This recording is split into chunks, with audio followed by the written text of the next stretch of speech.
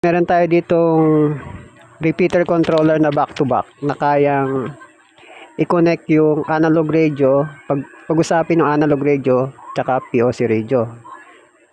Itong repeater controller na gawa natin. So itong repeater controller, syempre nakakonekta yung analog radio natin tsaka yung POC radio natin. Yun, nakakonekta siya dito sa tagiliran. So pakita ko sa inyo kung paano function ito.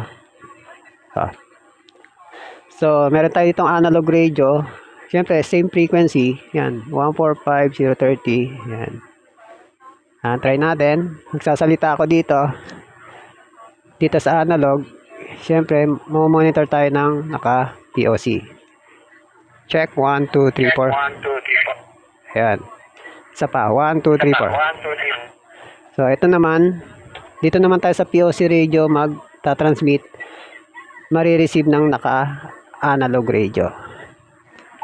Check 1, 2, 3. Check 1, 2, 3. Ayan o. Check 1, 2, 3. Check 1, 2, 3. So, yun, napag-uusap natin sila. Yung POC radio, analog radio. So, yun lang guys at maraming salamat po sa panonood.